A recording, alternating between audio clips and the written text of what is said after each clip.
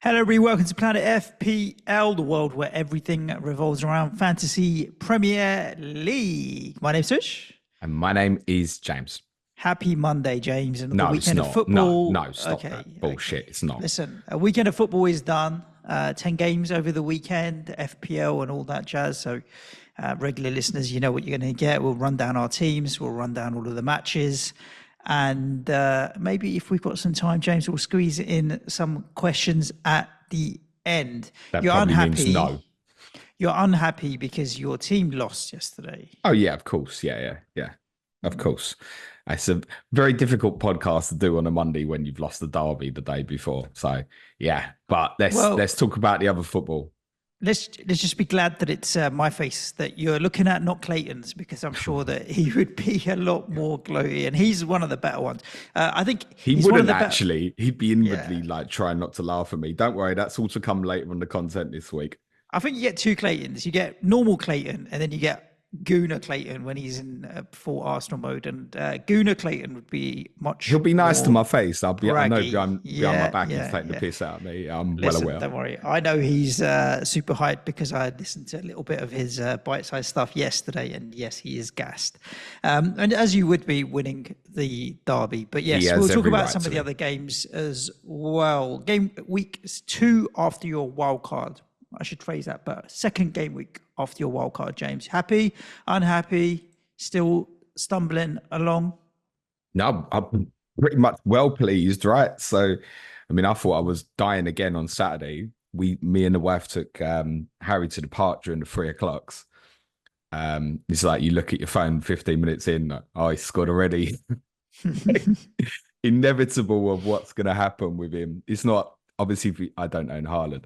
Go into these games, you're like, I know he's going to return. Just don't beat me too badly, basically. You look again, 15 minutes later, he scored again. It's like, oh, he's definitely doing the treble. Do you just accept it as a red arrow again? So to come out the week for me with only a really small red, basically, considering the stage of the season we're at, 5-2-5 down to 5-7-2. I mean, at this stage, with the amount of difference in the points, is kind of effectively a grey arrow at this stage. 54 points because I threw the dart and it landed well. Although I say I threw the dart, I threatened to do that this time last week, but I pretty much decided after Sean Dyche's press conference on Thursday with no Jared Branthwaite up, let's go and captain Ollie Watkins. And thank goodness I did, because none of the other players I'd have considered for captaincy did a thing. So to get 54 points, which includes 1 pointers from 5 players, I mean, 3 points from my 3 Liverpool players at home to Nottingham Forest. Isak going off at half-time. Munez not starting for Fulham against West Ham. Morgan Rogers, points dodging king. He's going to become FPL folklore the way this is going. Morgan Rogers, Porro and Palmer, nothing. So my returnees were 2 Arsenal players, Raya and Saka, 16 points. And Ollie Watkins, captain, 26. And actually, he could have had more Ollie Watkins because Everton are a shambles defensively without Branthwaite. So could have Erling Haaland as well. Obviously hit the post and pulled some saves as well. If you look at the top point scorers from the week and then also overlap it with who are people likely to captain, bar Haaland and Watkins, you've got to go quite a way down the list. Like Gabriel, Sanchez, Chelsea keeper Sanchez, De Ligt, Mateta, Onana, McNeil, Muric, Dallo, Mario Gomez, Raya. Like you're Mario Gomez, who's that? Well, that's did he play up front for Germany in like the 2000s? Mario Lemina, sorry. What am I saying? I'm thinking just about Zhao. Got so many Gomez's. Well, I was just thinking about the step over, which we'll talk about in a bit. Oh, from Zhao Gomez, brilliant. That was probably the sexiest thing of the weekend, I think. Yes, probably was. Who's getting captained out of all of that list? Bar Watkins and Haaland. No one. So the only players that really were in the top 15 or so players that hit were Haaland and Watkins. And so the fact that you don't own Haaland, man, you needed that dart to hit the bullseye, and you did. Well, I just love the fact that let's dig Clay Sachs. He's had a good weekend. He won't mind, right? So he's got Haaland captain. If he did, who cares? he's got Haaland captain. And I've well beat him this week. And I haven't got him. That's why I always stand by the ideology that, play it your way, basically. He's got 46 points this week, despite having Haaland captain. He's got Saka's assist. Well done. I mean, the dick left Gabriel on the bench, which you didn't. Well done, He Suj. doesn't. He doesn't care though. Just to be clear. No, yeah, but I just need to get a dig in somehow this Monday morning, right? I did tell people on my streams over the weekend, please don't bench your Arsenal centre backs this week because we can't defend corners, and you saw it again yesterday. So yeah, plenty of ways to play this. I obviously, if I hadn't captain Watkins, I'm on a disaster here. And there are a group of people who have had it really, really bad this week, and that includes a lot of wildcard teams. Because I will be very honest, if I had not wildcarded previously and had wildcarded this week, I would have wildcarded and not gone Haaland. Even despite what happened, I said this on a piece I did for advanced tier patrons last Wednesday, I would have lent into going with Salah over the next couple, and I certainly would have captained Mo Salah. And I don't know if Watkins would have made it in. Yep. So, I mean, yeah, absolutely do not want to pour misery on people's pain. But even Adam, for example, on above average, wildcarded into 23 points. I know. And that's like 20k to 2 million in 2 weeks. It's painful. And that's the way the game is, right? It's still very early, 4 weeks in. I was 2 million after game week 1. Now I'm nearly 200k. So, and I haven't really done anything. Take another one, good friend of the show, Ross, FPL Raptor, right? He's been on this path of Salah with no Haaland. He's saying, I think he had a very similar score this week, like at low 20s. Yeah. And you look at his team looks good. There's no Haaland in there, but team looks good otherwise. Like, it's miraculous. As you said, so little players who are popular did well this week, and a lot of people have obviously benched Arsenal defensive has hurt a lot of people as well. I came out with 65 points this week, James. My two differences, obviously I have Haaland and Saka like you, but I have Gabriel, which is a monster 15-point return.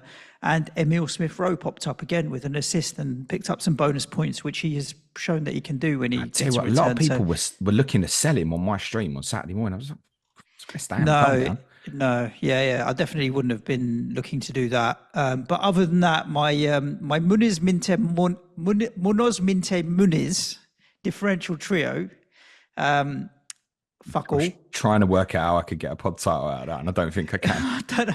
Muniz Minte Muniz. Porro, obviously nothing. Leno and Isak, and Jota, nothing as well. Jota walking far too quickly off the pitch. So yeah, 65 points this week. It's taken me from like 450k up to 208,000. Which I'm happy with, and second in the correspondent league, which I'll be honest with you, it's the only league I want to win in the entire all of FPL. That's good going. That's a level of how well you're doing. It's not bad and steady, and no need to pull the wild card in the next few weeks from what I can see either. I've kind of mapped out what my plans and strategy are. Even coming off this week, I only have Haaland from City, so I don't have too much of an issue of City against Arsenal playing each other. So that's not too much of a problem for me. I think my next 2 weeks, all being well, are fairly comfortable for me. I'll be selling Munoz this week, having been benched, and also Jimenez played well. Muniz, to clarify. Muniz, the Fulham striker. I'll be selling Muniz. I'll be buying Jamie Vardy. I might even I might be doing that as well. Yeah, I think I'll possibly even go early because Muniz is due a drop and Vardy's due a rise. Not tonight, but it will be. And then next week, I'll sell Isak and move to Havertz. And then after that, I feel like most of my team is rotatable for 2 or 3 weeks. So I don't really have a need to force a transfer outside of that. Of course, flags and injuries and all that kind of stuff aside, which there will be. Where are you ranked at the moment? 208. 208. Very, very good, boss. One step closer to glory, mate. I just need to get to a 5-figure rank. Just don't thank too soon, mate. Just need to get to a 5-figure rank. I was just going to say, I think a lot of people are looking at forwards this week because there's frustration with many of the players people have got at the moment. So, Isak coming off with blurred vision. I think people thought it was a nosebleed that he came off with yesterday. It was reported as blurred vision. Eddie Howe said after the game, I hope it's not serious. It's like, yeah, and the rest of us, mate. Actually, Well, yeah, but it's there's that's plenty of then others like he's Muniz flagged. frustrating. Isak's flagged with an eye injury, but blurred vision is a symptom of concussion as well. Now, if it becomes a concussion thing, then you know he's got a fixed Yeah, amount of could period be. off. Now, I don't know if that's enough to force me to bring the Havertz transfer 1 week forward. I don't feel like it's worth a hit going into Man City to bring Havertz a week forward. I could just play whoever I have off the bench because I'll be benching Gabriel and Smith Rowe this week. You'd be benching away to City. Yeah, for Gabriel. Yeah, I mean, if you ever are gonna bench an Arsenal centre back, then yeah, City away, I can get it. But it's worth saying now, particularly with Gabriel, like scored at Tottenham this year, he scored at Anfield last year, and there'll be people listening going, "Oh yeah, I benched him for both of them." Yeah, Yeah, but they're brilliant from set plays, and he's the biggest threat from them. agreed. And in a game yesterday, like my biggest thing at half time was like, how have there been so many yellow cards and Gabriel isn't one of them? Because in a feisty game like that, he actually managed to keep his cool, which if there was ever going to be one person that I thought would end up getting yellow carded or sent off, he'd be the one. He loves a fight. I suspect, I don't want to spend too much time on this. I expect me and Clayton will cover off some of this yellow card business on Wednesday. Because obviously the first half in our game yesterday, and I've seen way more ferocious North London derbies than that, Yep. was okay. But Bournemouth Chelsea Saturday night was a bit weird. Yeah, it was a lot. And yeah, agreed. Let's talk about There's these barely games. a tackle in it. It was like 14 yellow cards. What's going on? Yeah, it's crazy. It's kind of like the ref set his bar, and then in a strange way, you want consistency, right? So whatever you're going to do in the first 10 minutes, you should do the same in the last 10 minutes. There was But definitely a message. if you set the bar so low, the problem is then you're really putting a rod for your back, and then what are you going to do?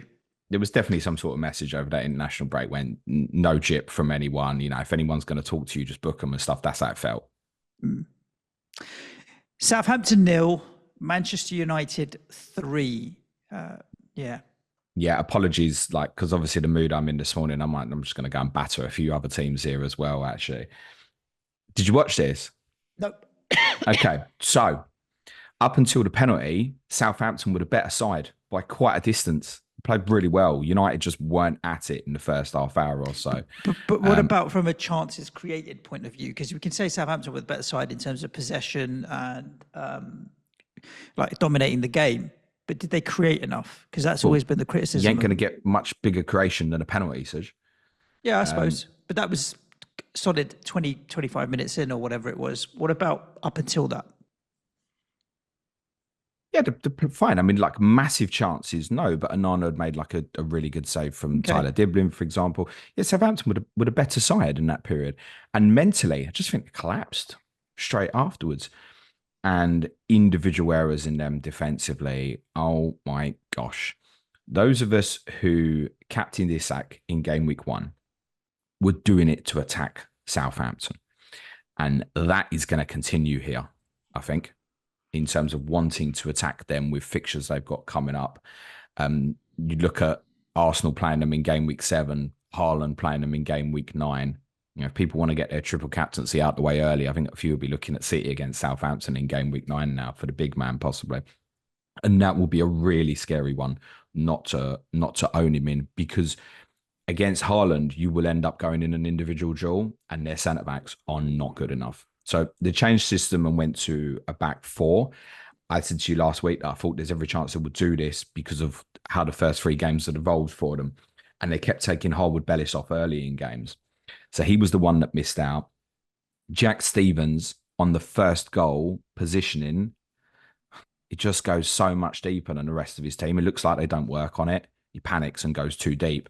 And if you just need one player to drop in on a set play like that and a whipped in ball that's heading towards your goal, and you're in so much trouble. Good finish from De Ligt. Harwood-Bellis comes on for Stevens after Stevens gets sent off.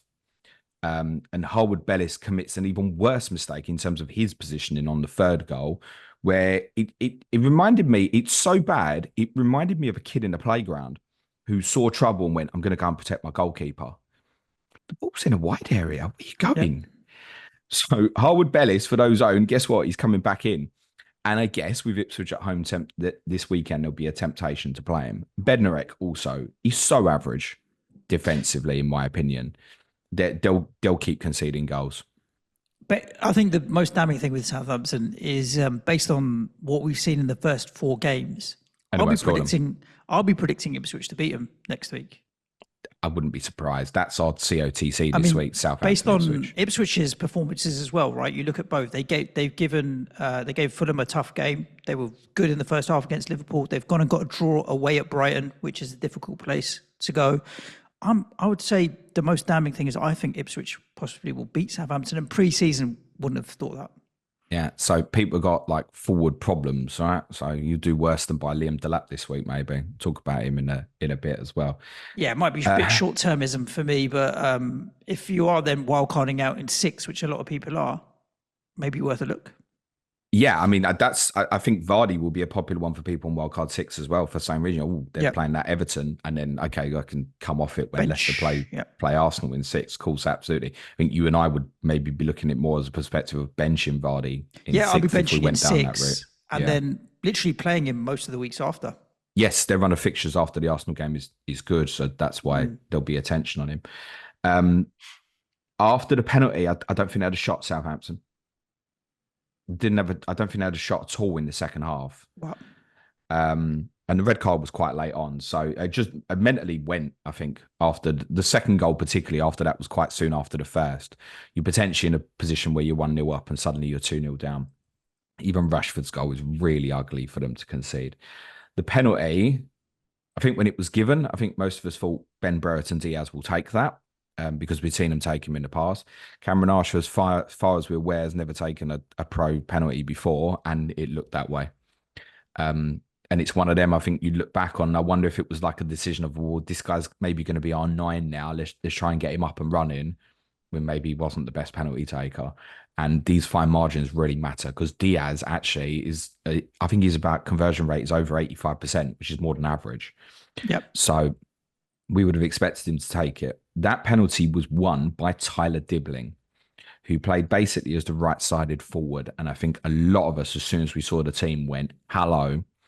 Because for those who want to go free up front on their wildcard in game week 6, and we know that's what a lot of people are going to end up doing, Tyler Dibbling is probably going to be your man as 8th attacker. 4.5, really talented. He's got that kind of languid style at him. You know, the socks kind of rolled down a little bit like kind of a la Jack Grealish, but plays on the other side. Good footballer. And I think with the problems Southampton have got, there's every chance that he'll play regularly. Certainly, he's going to get regular minutes. He's not involved. He's getting integrated into this team. He really impressed in pre-season. That's the one where you look at it, and a little bit like what I spoke with Lucas Bergvall in pre-season, if I'm going to go a 4.5 mid, let's go with the one that there could be. He's not likely, but it could be something good there. You know, if you played enough games in the season, you'd probably get you like 6-7 returns or something. So I think that's going to be quite a popular 4.5 option for those who have still got their wild card in their pocket. If you decide to end up using it soon, Suj, I think if you went with a 4.5 mid, that's the one you'd go for, because a lot of the others that have been playing, there's problems coming their way now. We've heard Ibrahim Sangari didn't play at the weekend, rumoured he might be out for a couple of months. A few Forest sources have said. You got Timo Rogbin might lose his place in the Everton team. Doesn't look that way at the moment, but he might. Harry Winks is probably safe, but they're all boring picks anyway. So Dibbling will catch interest. Matthias Fernandes, he's only 5 million, played in the 10 position, but was pretty quiet, I thought. And I don't see where you'd go there when Dibbling's cheaper. And then actually it's only 0.5 more. Ben Brereton Diaz. Another forward who's mass frustrating is Adam Armstrong. Didn't get on the pitch. Southampton actually used Ross Stewart, 4.5 forward, to bring on later in the game. And I guess if you were going 2 up front, Stewart is your 4.5 option of choice at the moment. And let's be real here, kids. You're never going to block yourself with 3 Southampton players who's no chance you're having a defensive one. And they don't score enough goals for you to ever want 3 offensively. Takeaway from this is good result in the end for Manchester United. They managed the game pretty well once they got 2 in front. Won the game convincingly, despite not really impressing, but defended well in the second half. I mean, the amount of shots United normally give up, for us to be sitting here and saying, well, Southampton didn't have a shot. Well, United deserves some credit for that. And Garnacho off the bench again with another goal. He is so on my radar, Suj. The concern with him, I think, at the moment will be obviously Rashford scored, so I think you want to stay with that and build some confidence. And Amad Diallo played quite well, I thought, off the right hand side. And Xerxes up Diallo's front, 5 million. yeah, but is that going to stick? Well, look, he started 2 of the first 4, which is as much as Garnacho. Garnacho started 1 of the first 4. Yeah, but I mean, Garnacho. It's one of those where it's like, is it going to stick? But the more that Ten Hag keeps playing him, the more you're like, well, maybe he favours him. And he scored a goal and an assist in his first 4. He's rapid. People don't. It's not one of those where he's just a bit part fringe player filling in because they've got injuries. He's working his way in. Like I'm not. They're 2 different things, though. When you're buying Garnacho at 6.5, you're buying him to play him week in, week out. If you're buying Diallo at 5, he's a rotation player, right? Yeah. Diallo, you compare with a Morgan Rogers, for example, or something in that bracket. Yeah. Whereas Garnacho, you're comparing with maybe a Mitoma or whoever you have at 6.5. I'm down to no 6.5s at the moment. It's got a couple of 5.5s, but so there are different players, and I don't mind either, to be honest with you. I just think Rashford's been getting more minutes than I thought he would as well. There is going to be rotation there. Yeah, Rasmus Højlund should be back soon as well. I think United's run in the next few looks quite tough. Palace away, Tottenham at home, Villa away, but actually none of those 3 sides are defending well at the moment. And then there's a really good run of fixtures afterwards. And we keep saying this, United have a good run of fixtures when a lot of the other top clubs have bad fixtures together because they keep playing each other. So United's going to quickly come onto radar here. Big win psychologically. And people were saying to me before the game, like if they lose, is Ten Hag in for the sack? People decided to avert their attention towards my manager this morning. So big win for United. Garnacho is you very said much on the radar. Ten Hag is going to get the sack after your team in 2 weeks, mate. Yeah, so that probably needs them to lose the next 2 now at Palace away and home to my Well, team. But they obviously dropped Casemiro for Eriksen, and then Ugarte came off the bench as well. So I think that midfield 2 of Mainu and Ugarte will stick, with then Eriksen being the next choice. And Casemiro drops to 4th on the list, and he was obviously the one that was called out massively against Liverpool. But they've got a bit of depth in there now. Also, I have a key point on Garnacho, and the reason actually ultimately I think he didn't start was it was 12:30 kickoff, and he'd been away with Argentina. Brighton 0, Ipswich 0. I didn't see this result coming, mate. I said to you I thought it'd be tight. Mind you, I also said I thought Palace will smash Leicester, so you win some, you lose some. Yeah, I thought it would. I mean, Brighton did have 21 shots, and they racked up an XG of 1.66. Yeah, and Muric makes one astonishing save, a second save from Mitoma on a rebound in the first half. The headline, obviously, out of this at the weekend was João Pedro not playing. So all those who were flight tracking, well done. He got back in plenty of time. It's just a shame that Fabian Herzog didn't quite tell us that, he's picked up a little injury. Now, to be fair, Herzog did his press conference on Thursday, so he may not have known. And therefore, none of us know that he had a little problem. He does sound like he'll probably be back for next week, for those who own. But you really wanted him for these 2 fixtures, didn't you? Ipswich at home and Forest at home. Reality is no one else has returned, so you haven't missed anything here particularly. Yeah. Prior to this game, I'd looked at how I was going to buy 2 this week. If I'd have rolled in game week 3, I might have bought Pedro and Minte. And now I'm looking at it going into Forest next week, and I'm like, 1's enough, thank you. Like I have no need to want to go back and get a second. They're another one that people on Wildcard this week just gone will have gone on your Minters and Mitomas and Pedro and even some Welbeck as well. Defensively, though, this is good. There is a massive, massive improvement in them defensively. What did we always say about the Zerbi's team, right? You needed a couple of goals to win games, and you knew quite often they would get it. But that's really impressive what they've done so far this season. It's 2 goals conceded in 4 games, which includes a trip to the Emirates. I realised Arsenal were down 10 men for a lot of that second half. And at home to Manchester United, there was a fortuitous nature in them only conceding 1 because of the Garnacho goal that hit Xerxes' knee on the line. But for Brighton to only concede 2 goals in 4 games, yeah, we should take notice of that. That said, once you get beyond the Forest game, you start, I think, going a little bit for the defensive assets. Now, I think those who've gone for Dunk or similar defensively, we're only looking at it as a rotation, and we're certainly going to play it these couple of weeks. I bet you there's people that were well delighted with Lewis Dunk's clean sheet this weekend, but have ended up benching Gabriel because of it. But yeah, good option. I think with them at the moment, he's quite complicated with the fullback areas. Kadiogu got on. Estupinan is a threat there as well. I don't think you're investing in them fullbacks at the moment. It's not clear. I don't think Jack Hinchwood's going to play all season at left back. No. If you were going to invest in Brighton, realistically, I think it was probably last week. Ipswich now appeal more because of what you'd already said about to play Southampton. And I think Liam Delap would get a little bit of interest. Did you see the run he had at the weekend? I did on the highlights. He's what I like about Liam Delap from the highlights of previous games as well is his all-round kind of play. He's not just a striker. I feel like he's a footballer. He can drop in deep.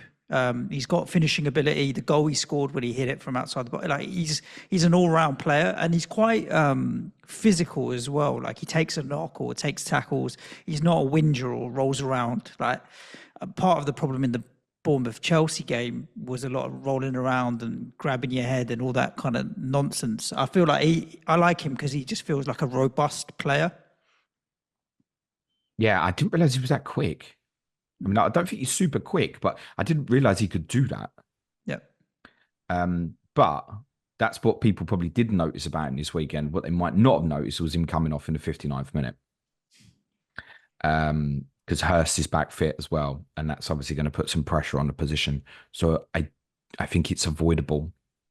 And I think that goes for a lot of the Ipswich players at the moment, actually, because of that. Little things like Dara O'Shea's coming to the team this weekend, who they'd signed from Burnley. Wolfenden wasn't in the squad.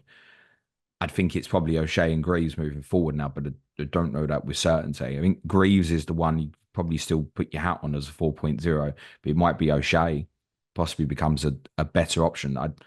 I would guess Wolfenden wouldn't come back in, but what if he does? So therefore, I think those two are avoidable at the moment. People will want to look at Leif Davis at 4.5, and those have already been on, have had returns in consecutive weeks. That's good. There are fixtures where it can be used. I think their upcoming run is pretty good, kind of up to around about sort of game week 11, 12. So, but I wouldn't pay the 4.5 for Davis when you could have the 4.0s. And then once I've gone the 4.0, it's just sitting there as a backup option. As a backup option, it's fine. I think. Yeah, I think we'll talk about it when we get to Manchester City, but obviously Vandenberg started for Brentford. And when we talk about whether it's Southampton or Ipswich or even these cheap defenders, there's that spectre in my mind. There's like, actually, if I'm going to go anywhere, and they've got a difficult fixture this week, but then they get better now for Brentford, really. Brentford's great from game week 6. Yeah, we'll talk about Vandenberg in a bit. Yeah, that's why I just don't think I'll be looking at Ipswich defenders. People do worse than consider Muric for those on wildcard in game week 6 as a 4.4 if you're looking for a rotational option. Wes Burns came back in the team on the right, which is interesting. Came straight back in for Ogbene on that side. I think Hutchinson and Schmodix. I think there's enough other good assets in those price brackets not to be going there at the moment, personally. But we'll see what Paul says about them on COTC. He'll recommend a couple. No doubt. Crystal Palace 2, Leicester 2, Desmond, James. Leicester going to be... I really thought when I saw Leicester go 2 up, are they going to get some points here, which was really unexpected. You predicted a 3-0 comfy for Palace in the end, didn't you?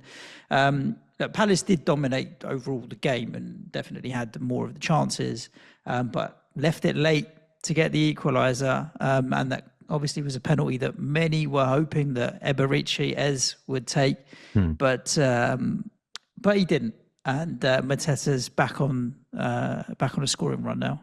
On that, Glasner said that they are joint penalty takers. As Mateta. Great, that helps.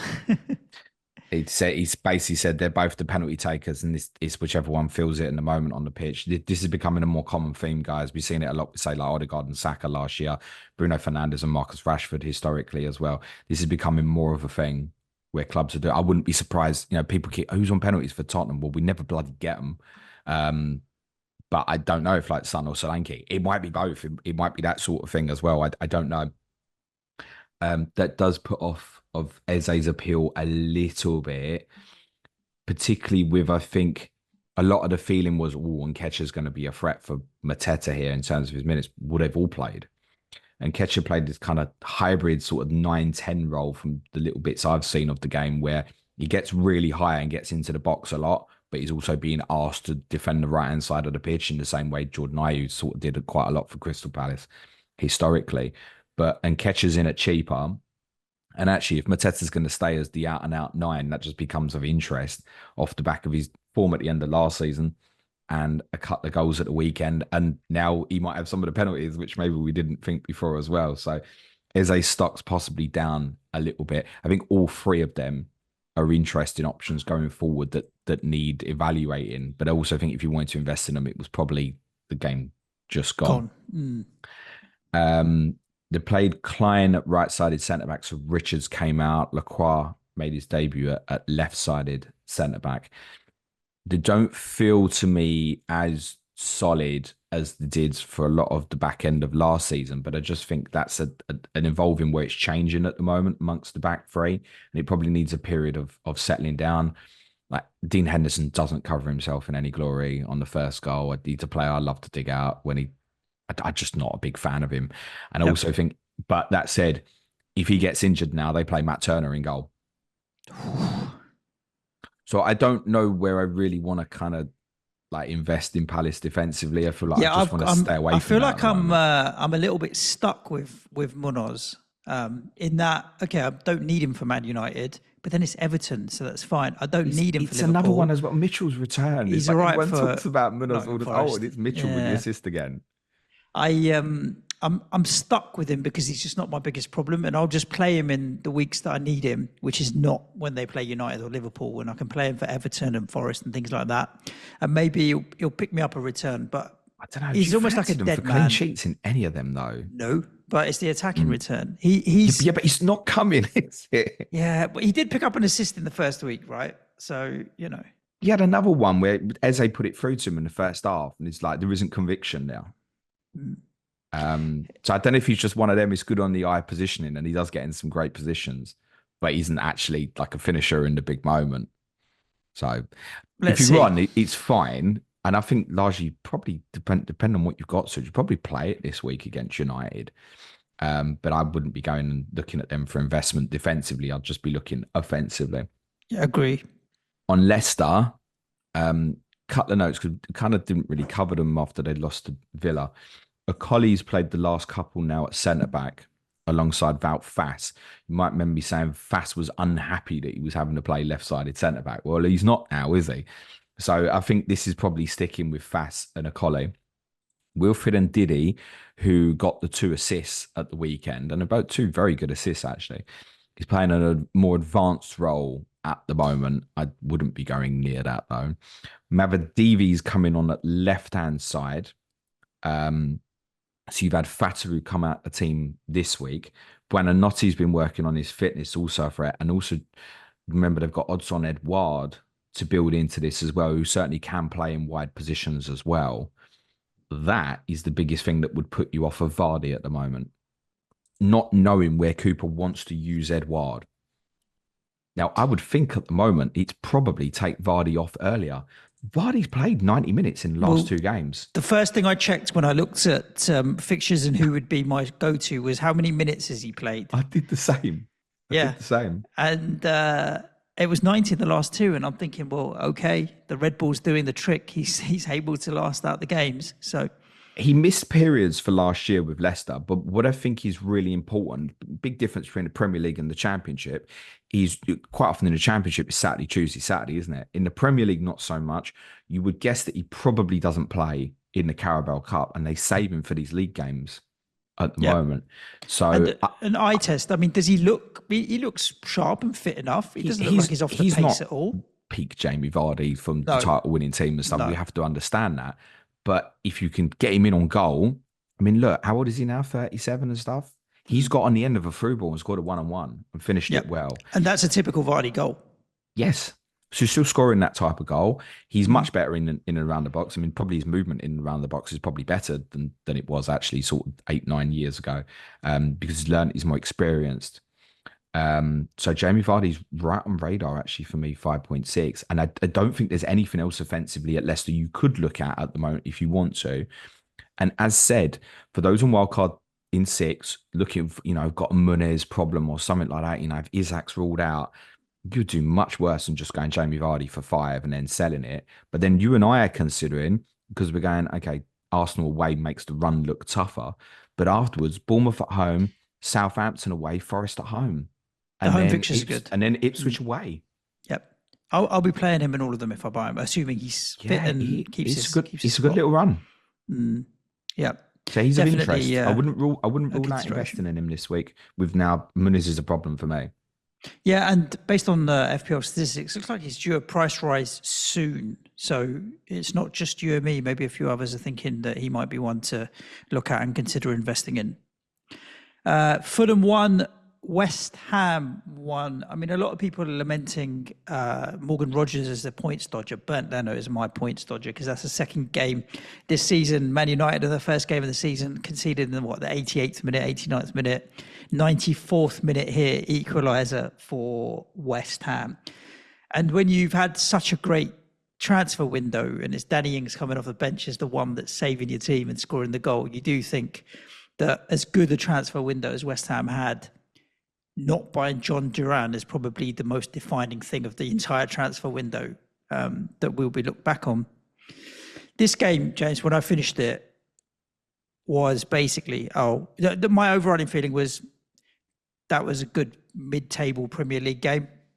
Two mid-table Premier League teams that played as you'd expect, two good mid-table Premier League teams to play, and that was it. It wasn't like spectacular in any way.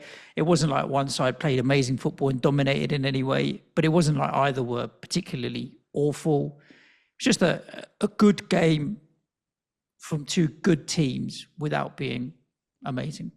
That's some top analysis there, boss. Well, look, it just, Fulham were better in the first half, but they didn't create a massive ton of chances. I never actually looked at the XG, but it wouldn't surprise me if it wasn't. Look, 1.5 versus 0.76 probably feels right. It wasn't like any team were crazy.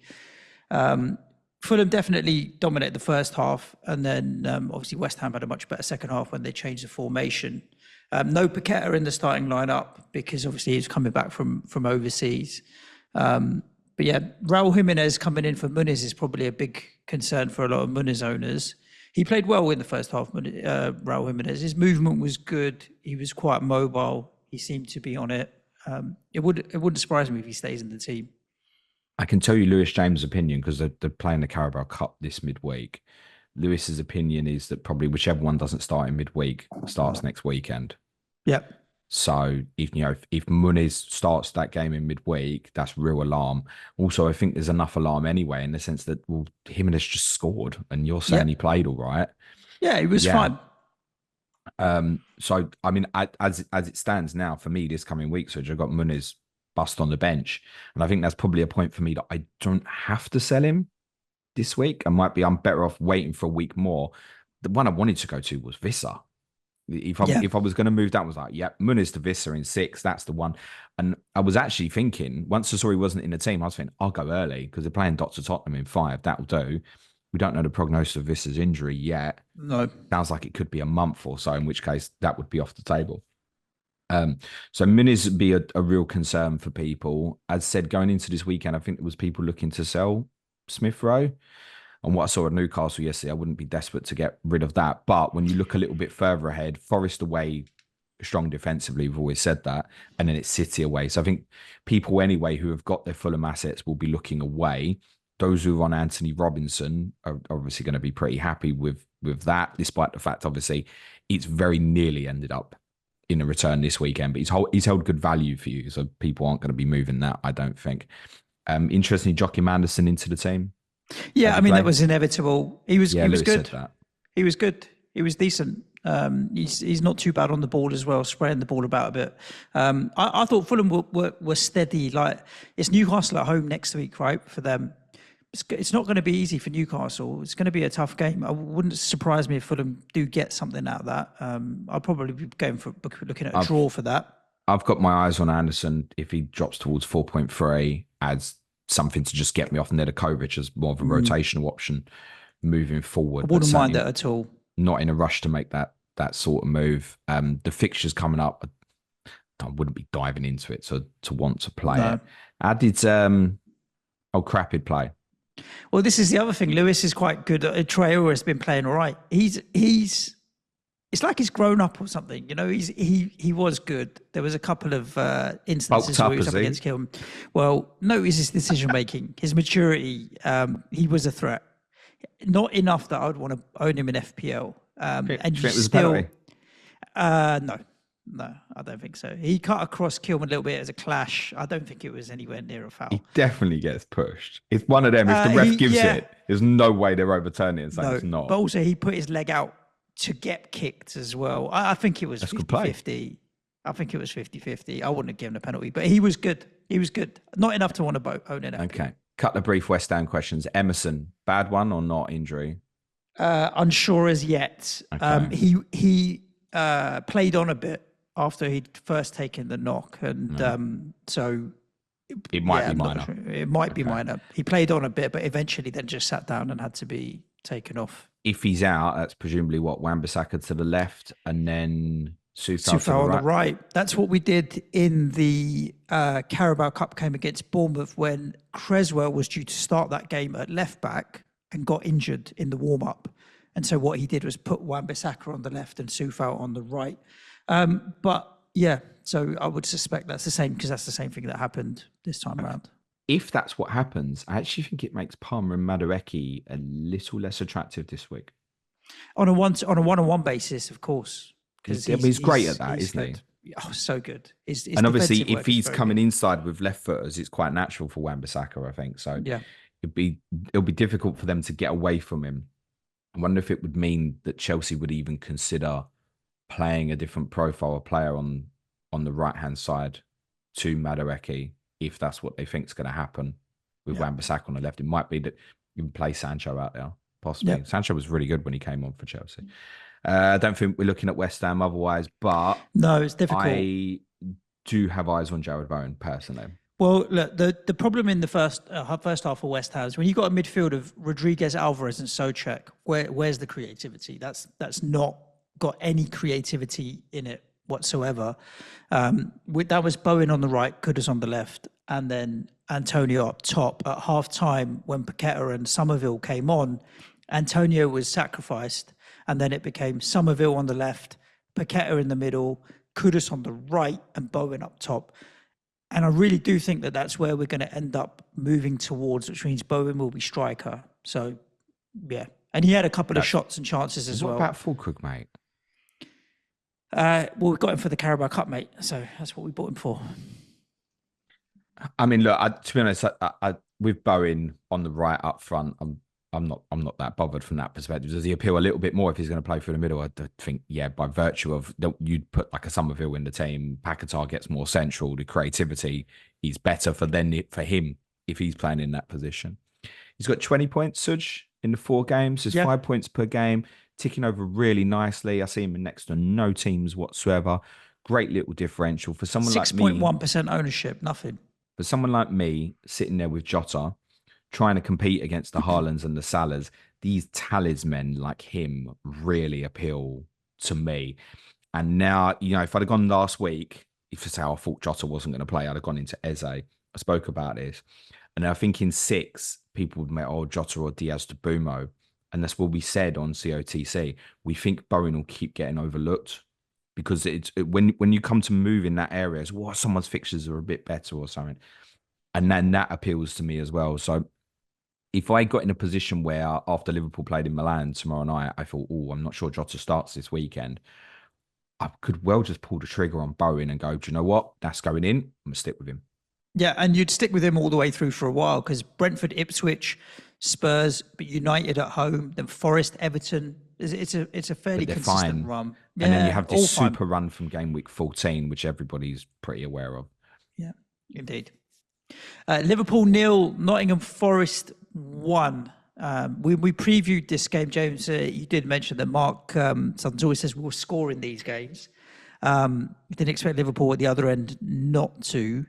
I really thought your double Liverpool defence was going to be a differential for you this week that would help you, and it's ended up being awful. Like, I really didn't see that one coming. I honestly thought that we'd be sitting here thinking, well, that's worked out really well and no one else has done that.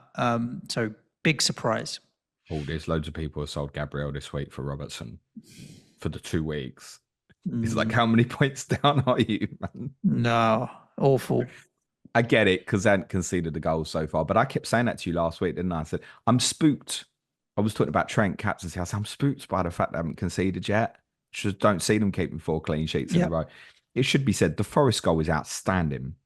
That pass from Elanga to Hudson-Odoi is brilliant. Just gives kind of Bradley a half to think that he can get it, and he can't. And Hudson-Odoi finishes it really well. We've seen that wrapped finish from him loads of times over the last sort of 6 months or so. So it's just, first and foremost, just a super result for Forest. What you often do with these moments is kind of focus on the bad from Liverpool. There's plenty to like from Forest. And as already mentioned, alluded to, like, no Sangare either. We haven't got confirmation yet. We think it might be a bad one. They obviously lost Danilo a couple of weeks ago as well. First game of the season, wasn't it? Yeah. It's James Ward-Prowse's first start. Yep. And I tell you what I really like about that. The strong defensively, I'm not suggesting anyone goes and buys James Ward-Prowse, but as strong defensively, people have kind of really cottoned on to Milenkovic being a big threat from set plays. We know what Ward-Prowse's delivery is like. You could definitely see them winning 1 or 2 games this year, 1-0, and it's Ward-Prowse assist, and it's a Milenkovic or Wood goal from a set play or something like that. Yep. So I think Ward-Prowse will play regularly. Mark has warned us a lot over the last 6 months or so when talking about Forest that in games like this, the likes of Elanga and Hudson-Odoi, there was a good chance they wouldn't play. And we should remember that. That's what we remember is the goal. And there are offensive substitutions to try and win the game at that point. Because the more it's 0-0, Liverpool are getting a little bit broken in their structure and a little bit more desperate and use these quick players to come on. Mark has said that this would happen in certain games. So Anderson and Dominguez played in the wide positions, basically, with Gibbs White behind Chris Wood. And it's something to remember that you will see more of this. So don't be surprised, even though it's Elanga assisting Hudson-Odoi, don't be surprised if neither of them start again at Brighton at the weekend. I suspect probably one of them will, but don't be surprised. Then Fulham at home, you can probably expect them to both come back in the team. Yep. Then Chelsea away in 7, they might come back out again.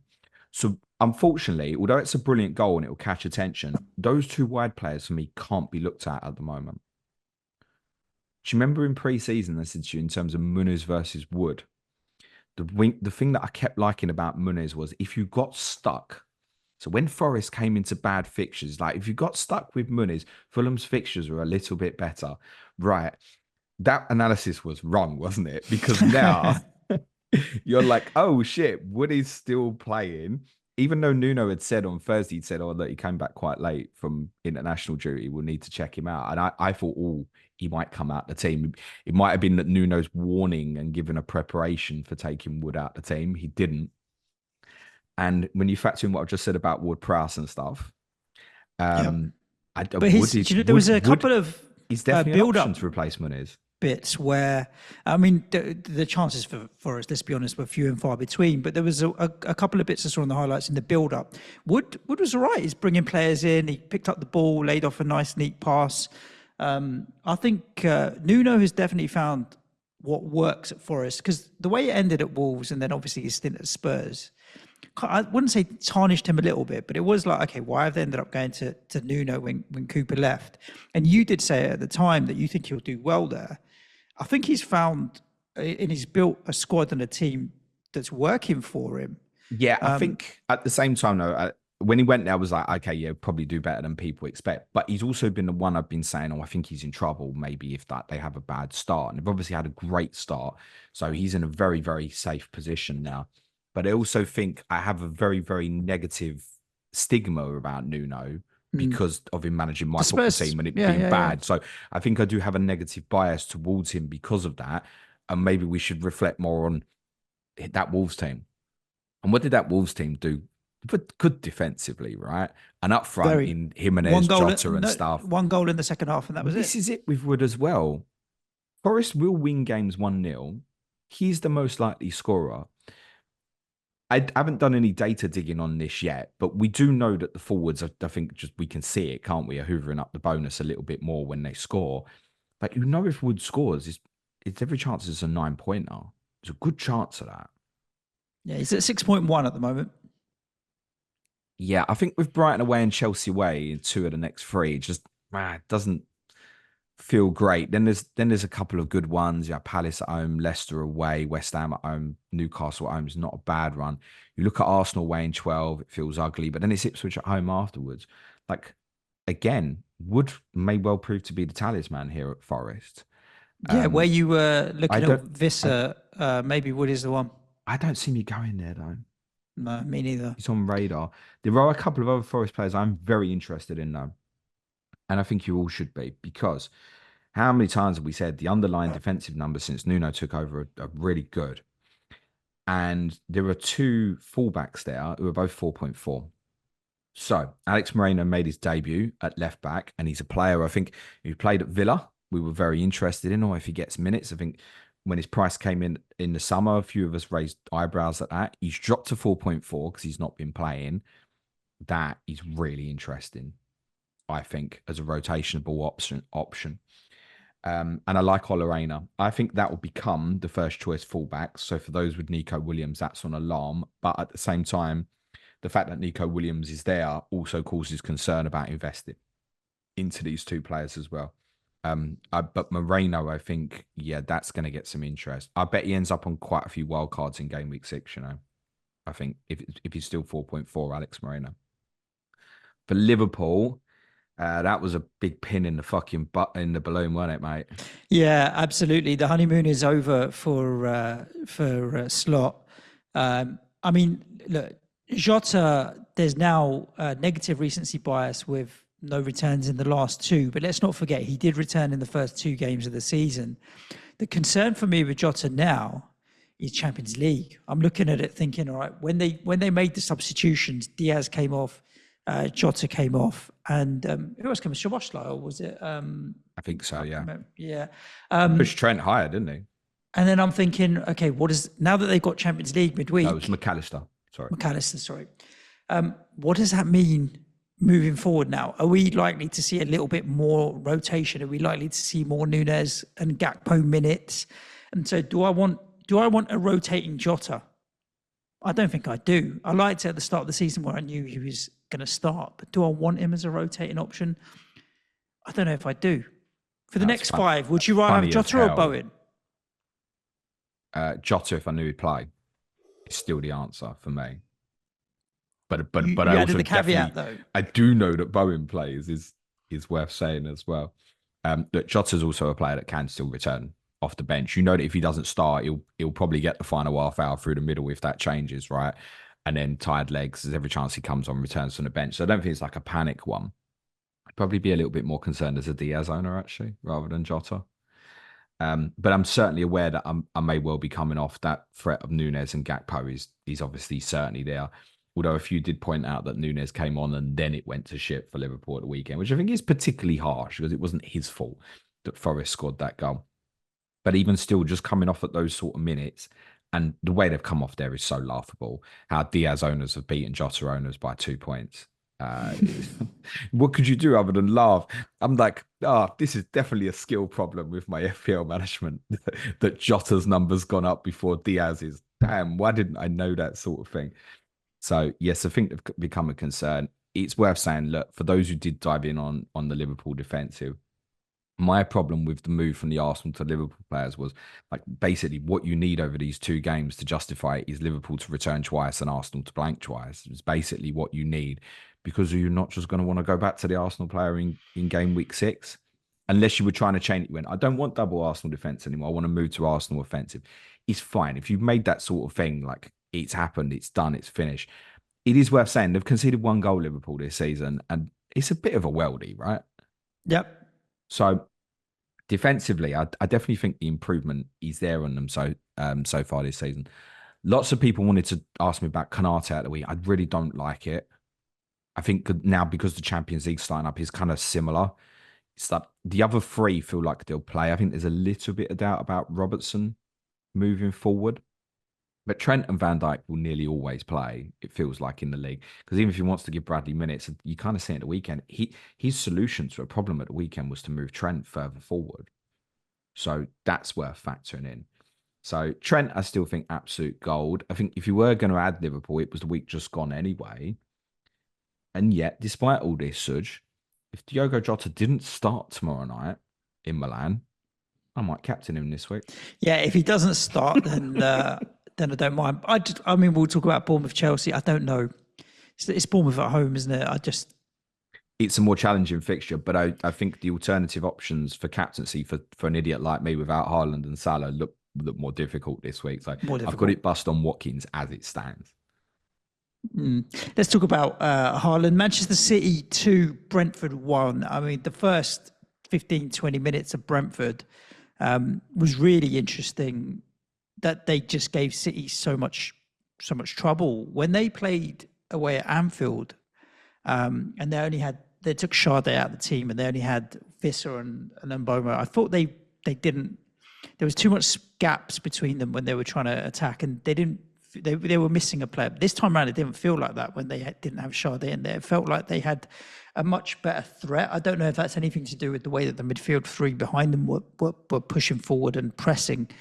But even Pep said it in his presser afterwards, right? That was difficult the first 20 minutes. But if you got Haaland, you got Haaland. I mean, no statistics stood out more at the weekend than Brentford having 52% possession in the first half of the Etihad.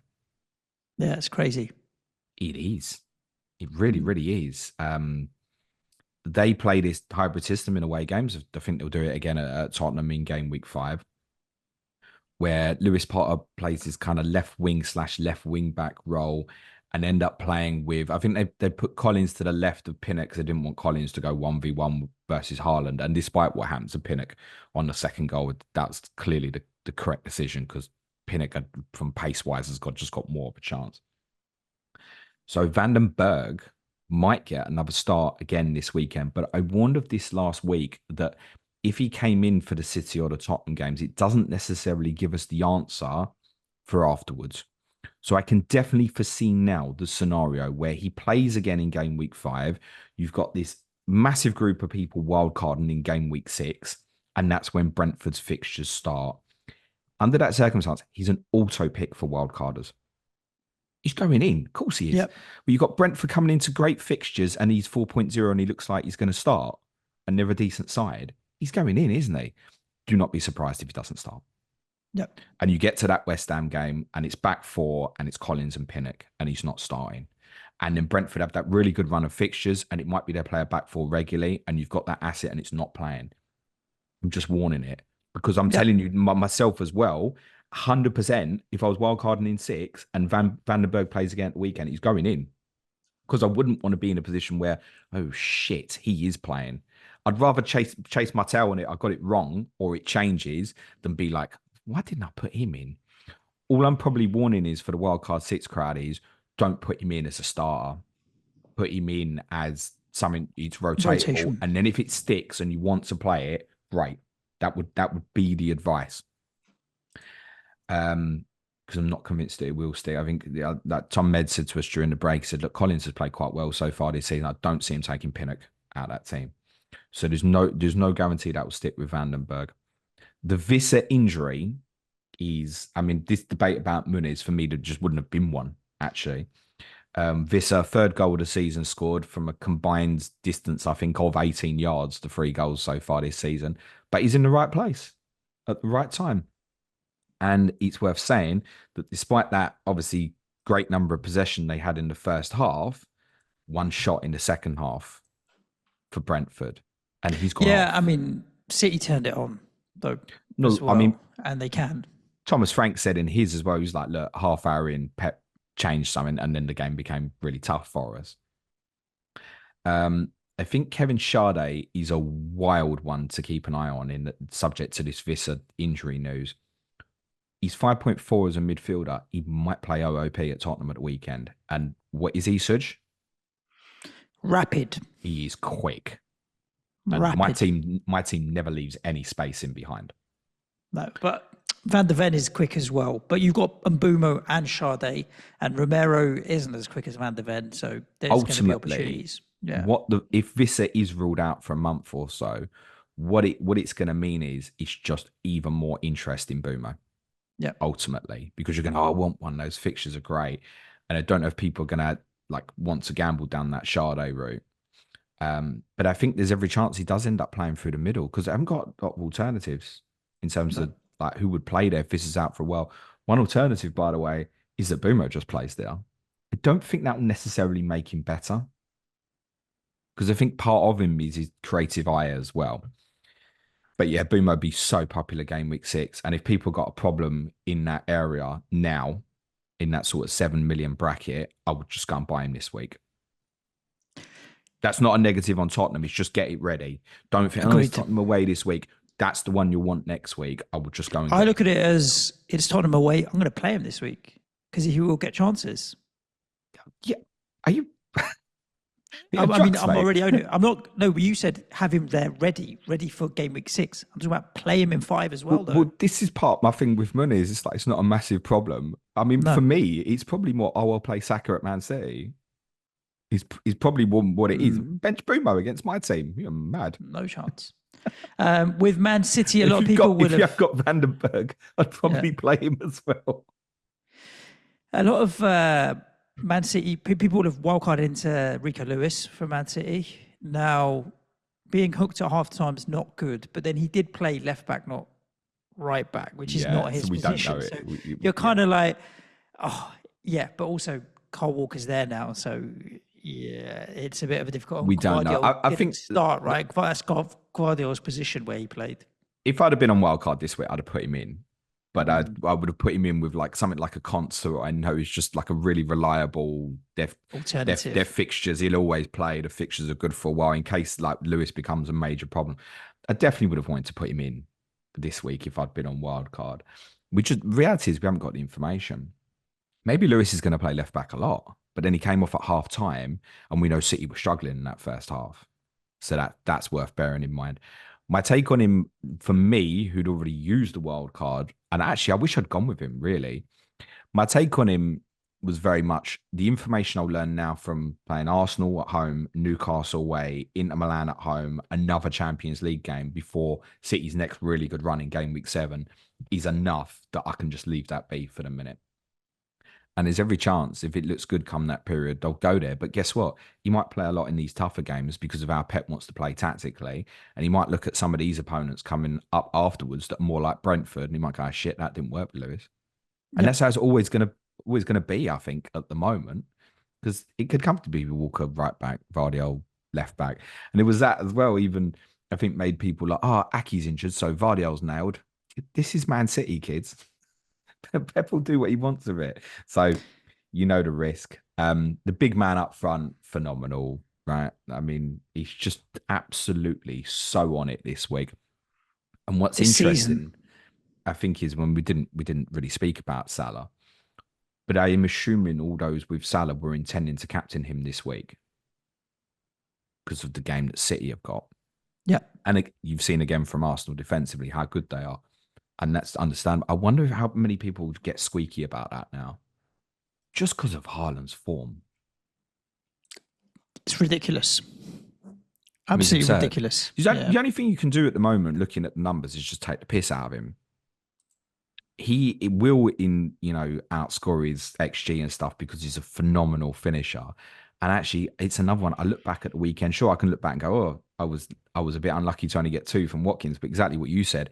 Now, Haaland easy could have had the hat trick again here. Yeah. Flecken's made one good save. He's hit the post. Another one. That on the second goal, where clearly Brentford have gone a very brave man-to-man. And that's a lot of what Brentford worked for them, by the way. You can say, you can't do that. But actually, that's part of what was working, and Brentford were playing well in the first half. That, from Edison to him, you're one-on-one. If he gets his body the wrong side of you, dead. And when he goes through, you just don't think he's going to miss, do you? There was no chance he was going to miss. I mean, Danny Mills did a bit on Match of the Day about Edison and the way he played football as a goalkeeper, and class, going short, going long, and just knowing when and where to hit the ball to relieve pressure. He's the best. Outstanding. He's the best of his feet by absolute miles for me in world football at the moment. So when I criticize him as a fantasy asset, it's not what I think of him as like a player. He's the one who always you look at and you think he could play centre back or in midfield. It always feels like that. You really could. That's his 4th Premier League assist. Yeah, it's crazy for a goalkeeper. Aston Villa 3, Everton 2. 2 weeks in a row to be 2-0 up and lose 3-2. Now, very different circumstances in this situation. And if you look at the kind of the action graph on SofaScore, they had 2 attacks. They scored 2 goals. Other than that, Aston Villa really dominated. So they were under the cosh here.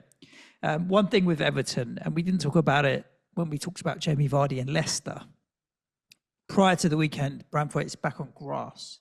He's the one thing that puts me off going Vardy this week is if Brentford is back, they will be better.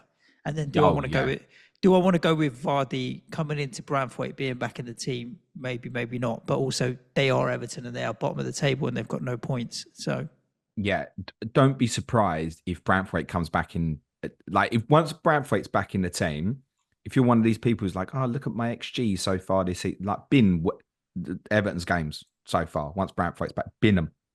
It will be transformative for them. Do not be surprised if he comes back in the team and suddenly they're winning games you don't expect 1-0. We can see that happen. We was here this time last year. I've been through this before with Everton. I loved this game. It was really enjoyable because as much as Villa clearly dominated, the majority of it, Everton did maintain that threat. And Calvert-Lewin, that's the best I've seen of Calvert-Lewin for ages. People were asking me about Calvert-Lewin for the weekend, and I was like, just whatever the other option is, basically, was my take. Because remember, in Game Week 2, I'd watched Calvert-Lewin play at White Hart Lane, and he was just non-existent. We spoke about him afterwards. It was like, it's probably gone as a player. Like, never going to get back to being a threat for an England player or anything like that. No. And yet at the weekend, that was the best I'd seen him in a really long time. He gets up really well in the air, obviously, for his goal. He led the line and ran the channels really well. Admittedly, it's worth saying Villa give more space in behind than the majority of teams. And he's had 2 1-on-1 chances in the second half. The first one, I think he thinks he's offside when he tries to take it round Martinez. I think it's one of them, you think, I'm offside anyway. And it was a really nice move from Everton. In fact, it featured 5 good passes in a row, and I only saw 10 from Everton in the whole game. And he's had that other effort come back off the bar, which was quite unlucky, that one as well. So he could have easily walked away with his own sort of 13-pointer from this. And you look at theirs coming up in terms of fixtures: Leicester, Palace, Newcastle, Ipswich, Fulham, Southampton, West Ham, Brentford. That's Everton's what? Next 8, is it? Next 7 or so. Mm-hmm. Next 8, I think. What a good run that is. So I can understand why people were looking at Calvert-Lewin. We identified in pre-season that Everton had a great first 12, but always the Tottenham and Villa away games in 2 and 4 made it feel rougher. Well, they're out the way now. And actually, Brantwaite himself, once in that team, I think will potentially be an FPL asset. But I still think people would be more drawn to Mykolenko, and they won't be drawn at the moment, particularly as he went off early in this one. Apparently, he was unwell. So there's no injury issue there. 25 minutes. To go off after 25 minutes unwell, like what happened? Well, it probably wasn't right before kickoff, and it was like, right, this is it. Why start then? We're not there in the situation, right? No. I don't know. Who knows? Maybe took a whack in the stomach or something, and then I don't know, Suj. I don't know. He does seem like a strange one, yes. I suppose in that circumstance, if someone starts feeling bad before the game, suddenly you're better to start with them than then bring them on, I suppose. Yep. Plus, they've obviously got issues. Once Mykolenko's gone off, James Garner's had to go and play right back. So, they've got multiple right backs. None of them any good anymore, unfortunately. Seamus Coleman has been brilliant, but Coleman, Patterson, Young is none of it. Does it for you. I quite like the idea actually of James Garner playing right back for Everton, because I think with Irogbinam in the central areas, they're a little bit better off. And I'd mentioned Dwight McNeil a couple of times last week, purely because I didn't realise when we'd originally done the analysis after the Bournemouth game that he played a central role. And then when I looked back on it, yeah, actually, you're getting him into areas where he can get his shots away and stuff. And he does Martinez on the goal. You know what does for Martinez?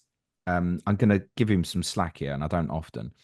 He takes this tiny touch to the left, so Martinez puts all his weight to the right, and then he's hit it so quick, and it's back across him.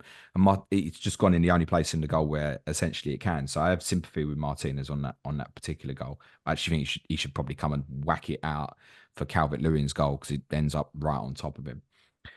So McNeil might be a solver, I think, for those who need an enabling kind of around the Minter price area. And Calvert-Lewin, the thing with Calvert-Lewin, biggest problem is you think, Everton have got 8 or 9 great fixtures. What's the chance of me seeing him in all of them? Unfortunately, that's your biggest question mark. Yeah, it's a risk. For Villa, I think they're not right defensively. It goes without saying, conceding twice to Everton. Yep. But Lee Jackson, when he came on COTC during in the break, was kind of at pains to say, ignore us. Yep. We're not good defensively at the moment. Not right. It always feels like that they'll concede the odd goal. And those who've gone for Konsa or Pau Torres or even Luka Dean is completely understandable. I think if you're a Luka Dean owner, you're probably hoping that he doesn't start in Switzerland tomorrow night and that Maatsen plays. Onana, who's obviously had returns recently, had a difficult afternoon, obviously got dispossessed for the first goal. I don't know if he might have picked up a problem. But also Villa without Leon Bailey and Coatswell still created plenty of chances. Morgan Rogers, there's no way in hell I'd be selling him at the moment. He's only got 8 points. That's got to come. Yeah, but we've said that with players before where it's coming and it doesn't. Look, Ramsey's come into the team now. I think that we'll see a little bit more rotation. I think John Duran, he's got the stat that they busted out on Match of the Day. He scored 8 Premier League goals. He started 3 Premier League games. That's a madness. It's ridiculous. So John Duran's working his way. He's going to want to get more minutes. I don't know what the solution is. When you talk about Aston Villa defensively, sometimes we look at the defence. I don't know how much of an impact losing Douglas Luiz might be in front of the defence, maybe as that solid rock. The bigger one actually that will make a difference for them is Kamara. Exactly that as well. I was about to say, because that is a more kind of natural defensive-minded midfield player. I think all the other ones they've got at the moment want to think forward. You might remember me before they played Arsenal. I said I'm really concerned about the areas that Odegaard will pick up against them. And actually, they defended it quite well on that day. But I also think because you're playing Arsenal, there's a greater level of concentration. It's only Everton will switch off a little bit. They feel a little bit like that, Villa, and I can understand that with the increased schedule. Or at least, let's say, the increased competitive schedule that they're going to have this year with Champions League football. The only solution with Duran at the moment is to play him with Watkins. And under that circumstance, in relation to Rogers, so you just can't play on the left. Rogers keeps playing 90. Yeah, there's no doubt about it from a performance point of view. It's just these points. They've got to come at some point, I'm sure. Watkins, as already said a few times, could have had more. He looked really back on it. Couple of things though. I'm obviously watching him closely because I had the armband on him on Saturday. When Luka Dean stood up the cross, I tutted. Because I thought there's no way Watkins will beat Michael Keane in the air. And he shouldn't. No. He don't beat Brantwaite in the air. That same scenario happens. He don't score. But he does get up really well, Watkins. Also, the second goal, although correctly allowed by law, I don't like that. I think that should be offside. Because the ball is played in behind for Luka Dean, who's offside. He's running in. And Jack Harrison plays the ball because he's tracking Luka Dean and running with him. So Dean being offside directly impacts him. But because he gets nowhere near the ball, it's deemed as not interfering. And Harrison gives Watkins his best through ball of the day. That sort of goal makes me feel uncomfortable, even though almost as if Harrison hadn't made an effort to get the ball and Dean had got the ball, it would have been flagged as offside. I'm pretty sure he was offside. You're kind of like, don't don't make the effort to get the ball or touch the ball. He has I to. He get that. can't know, right? Was it? Well, I get that. I think I he's get that. offside. Those goals make me feel quite uncomfortable. I think that's unfortunate, but by the letter of the law is the correct decision to give the goal. Bournemouth 0, Chelsea 1. Bournemouth would be disappointed to come away with this. From the battle of the vitality. Having missed a penalty early on, obviously. Yeah. I thought Bournemouth played really well, basically until Ryan Christie went off and then lost their control of the game. I don't know if Christie was taken off because he was on a yellow card, because there were so many players on yellow cards. I don't know if that was the reason why or not. It's worth saying Evan Nilsson also went off. And look, if Evan Nilsson scores the penalty, a little bit like Cameron Archer in the Southampton United game, you're potentially ending up with a very, very different football result. I really liked Bournemouth. They're fluid. When I watched them, I think, yeah, you're a mid-table team. And that's not meant disparagingly. It's meant you're going to be very comfortably away from trouble. Yep. You're a good side who's going to give some really good teams some problems this season. I think from a fantasy asset perspective, their fixtures never look good enough for a while to dive in. It's part way of all the correspondence. I scheduled Neil Grover on for Clash of Correspondence later than everyone because I could just see this. It needed something like Semenyo to have the form he's in to want to go there. And if you're on Semenyo, you're perfectly fine. But the fixtures never look good enough to dive on. Even if you, oh my God, you've got Southampton in 6 and Leicester in 7. Yeah, but it's Liverpool before and it's Arsenal afterwards. So it kind of really counters itself out. So I don't think I'd be looking at them from a fancy asset perspective. Kepa Arrizabalaga will obviously come back in the team, was ineligible at the weekend. Good side. For Chelsea, I thought for the majority of the game they looked disjointed, but I thought in the final half hour or so in the game they played pretty well. Jadon Sancho did have a really positive impact on Chelsea. I also think it's worth knowing, I think João Felix had a really positive impact on them when he came on as well. And ultimately, another attacking substitute, Christopher Nkunku, that's why there was the fuss, kids, because give him the chance in and around the penalty area, he is lethal. This is the real problem with Chelsea, because prior to the game, Maresca was saying, his comments were along the lines of, our wide players get a lot of one-on-one chances, or one-on-one opportunity to take on defenders, and Madueke's the best at it. And yet it's Sancho that's come on and created the goal. It's Nkunku that's come on and scored the goal. Felix has come on. I mean, where do you go? Palmer's the only one that I would say I feel consistently is going to be in and amongst that front four. The other beauty that we know with Palmer is obviously he's been left out of that Conference League squad as well. Right. So you can't see any reason for him to be rotated, is what I mean. You just can't see it. And the problem is for all the others, I think you can. You really can. So I think even Madueke, could they play Palmer on the right against West Ham, for example, and put Felix in at 10? I thought Felix was really good when he came on. Chelsea had much better control when he was on the pitch. And Nkunku's obviously a threat even to Jackson. We've kind of been saying recently, well, Jackson maybe is in the clear, but if Nkunku gets minutes in front of goal, he'll score goals. No doubt. I just asked myself, what would I do this week if suddenly Jackson's out for 6 weeks? Probably just go and buy Nkunku again. So I understand the dilemma of why people have been holding on. Like I know Clates only just sold him the week gone. Did you start with him as well? I had him. I got rid of him at 6.4, yeah. Yeah, and I think those who sold, by the way, completely did the right thing. That would have been my view on it, is you've got to get rid. But like I said, if something happens to Jackson now, you're thinking, do I want to put him straight in? But it doesn't mean that they couldn't use Felix in that position or even Palmer as a false 9. And it feels like, remember Felix came on before on Nkunku, so it feels like he's behind that in the pecking order. I don't think you can keep him. No. Even if you're best to have the return, I'd be delighted I got the return this weekend. And I'd still be thinking of selling him, I think. With Palmer, we'd all identified game weeks 2 to 7 as really good fixtures for Chelsea. Now, it's interesting. When we look at the next 3 now, the last of this run, does West Ham away, Brighton at home, and Forest at home feel like a good run at the moment? I think for the attacking, they'll do okay. But whether or not they'll pick up wins in all of them is debatable. But I think for the attacking players, they'll still do okay. Gary Mantle said this in pre-season. It was so spot on. He said, like, look, when you look at the block of fixtures, the 6 fixtures, they're great, but actually, when you kind of dive into them individually, they're all tough games, and the one just gone was a tough game for them as well. So I think for investment in Chelsea, I wouldn't be looking at that now this week. There's a decision for Palmer owners like me to make at some point soon. When they walk into Liverpool in game week 8, I think there's a decision to be made, and it will be defined by how well he does in the next three, ultimately. Let's talk about the North London derby, James. Tottenham 0, Arsenal 1.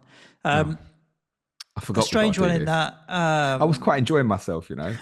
I've seen opinions from Arsenal fans saying that they felt fairly comfortable and didn't particularly feel threatened. And I've seen opinions from Tottenham fans that said exactly the same thing. I felt fairly comfortable and didn't feel particularly threatened. And you're kind of like, okay, well, both teams felt fairly comfortable. I don't think, like, as a Tottenham fan, you can come away and say it was an awful performance or that they battered you or anything like that. I thought you did okay. Yeah, the best advice I'd give to Tottenham fans is stay off socials for a few days. Yeah. Because people will go well over the top. But firstly, congratulations to our Arsenal followers. I think in terms of the defensive display, that is outstanding, what I saw yesterday. Please don't misunderstand that as me saying, oh, it's a low block, because I think I see 3 stages of Arsenal defensively. I see this hyper brave press when they're, from our goal kicks and stuff like that, where they're going so aggressive. They had a really interesting strategy of pushing Saka onto Van der Ven. And the outball for us a lot was Udogie. And I think the reason they did it was, know that Udogie wants to come into these kind of half spaces and more sanctuaries, and they chanced it. They also chanced it in the sense that he's a good carrier, but his delivery isn't great. I always say with Udogie, like, he's never going to whip in across. There's been a lot of screaming of that from Tottenham fans over the last 12 hours. Yeah, Udogie on the left wing. Bloke can't kick a football over like 20 yards. So I don't know if that's going to solve anything for you. He does get Son into more sanctuaries if we do it. I get that.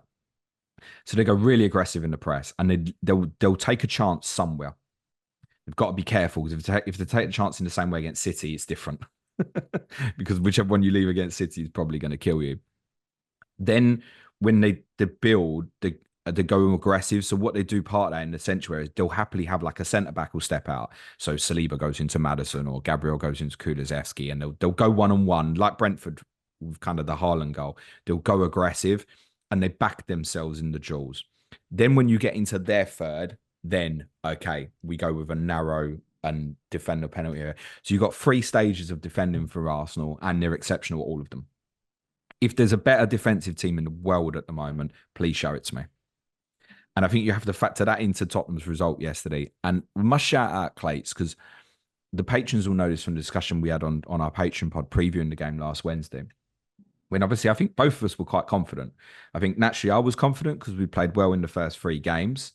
I knew we was probably going to have Solanke and Van der Ven back, and obviously no Rice and no Odegaard as well. But Clates was spot on in what he said in that. He said in a weird way, like, this is more suitable for us to miss him now, because the defensive mentality. Rice or Odegaard? Odegaard.